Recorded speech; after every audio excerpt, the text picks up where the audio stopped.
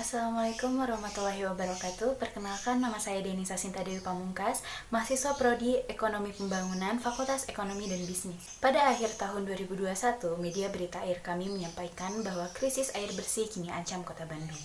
Dengan adanya pemberitaan ini, mari kita lihat dan bahas bagaimana potret sumber air bersih di Kota Bandung, khususnya di Kecamatan Sukajadi, sesuai dengan judul penelitian yang saya ambil, yaitu potret sumber air bersih rumah tangga di Kecamatan Sukajadi, Kota Bandung.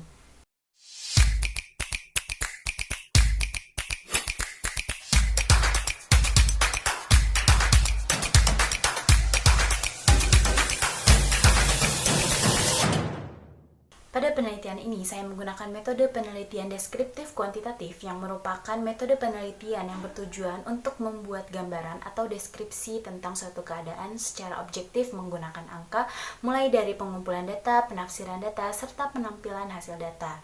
Penelitian ini juga menggunakan data primer yang dihasilkan melalui survei menggunakan kuesioner dengan pengambilan sampel menggunakan teknik simple random sampling. Air bersih menjadi salah satu dari jenis sumber daya yang banyak digunakan oleh manusia untuk dikonsumsi dalam aktivitas sehari-hari, termasuk diantaranya sanitasi.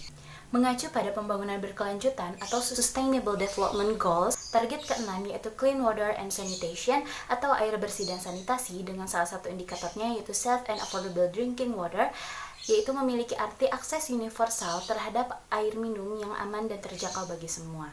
Dalam rangka melaksanakan pembangunan yang berkelanjutan ini, Kementerian PUPR mengeluarkan program Gerak 100 yang mana merupakan program yang memiliki tujuan untuk mendapatkan 100% akses air minum layak, 0% pemukiman kumuh, dan 100% sanitasi yang layak. Kota Bandung juga sudah melakukan penyusunan mengenai strategi sanitasi kota dimulai sejak tahun 2010 yang bertujuan untuk mempermudah analisis kondisi kota secara keseluruhan. Ketersediaan air bersih terkait erat dengan kondisi kependudukan di suatu wilayah. Pertumbuhan jumlah penduduk yang tinggi telah mengakibatkan tidak semua komponen masyarakat dapat menikmati air bersih. Kota Bandung sendiri merupakan salah satu kota terbesar dengan populasi penduduk terbanyak keempat di Indonesia, dengan memiliki jumlah penduduk sebanyak 2.341.097 jiwa, dengan kondisi air bersih yang masih menjadi tantangan bagi Kota Bandung dalam menangani dan meningkatkan kondisi air bersih lebih maksimal. Sebagai akibatnya, banyak di antara mereka yang memanfaatkan air tanah dan air sungai untuk kebutuhan air minum rumah tangganya,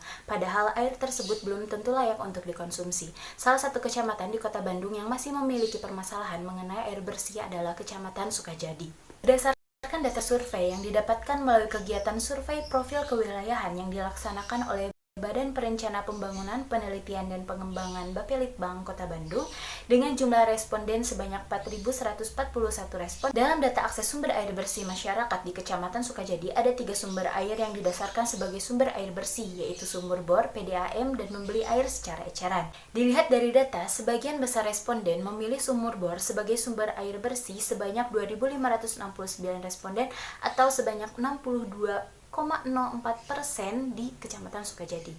Dalam penggunaan sumur bor, tentu ada hal yang harus dipenuhi. Salah satunya adalah penggunaan sumur bor harus memiliki jarak lebih dari 10 meter dari septic tank pembuangan untuk mendapatkan air yang bersih dan terlindungi. Sedangkan kondisi Kecamatan Sukajadi ini memiliki pemukiman yang padat dengan jumlah penduduk yang tidak sedikit.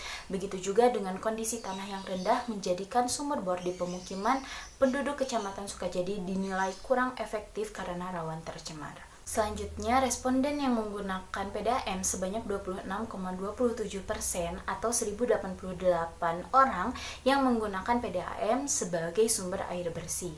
Setelah ditelusuri, rata-rata responden yang memilih menggunakan PDAM ini memiliki masalah pada sanitasi rumah tangga seperti rendahnya sumber air bawah tanah yang memiliki jarak pendek dengan tangki pembuangan air limbah atau septic tank, yang menyebabkan penggunaan sumber air bersih PDAM lebih disarankan untuk digunakan dibandingkan dengan sumur bor.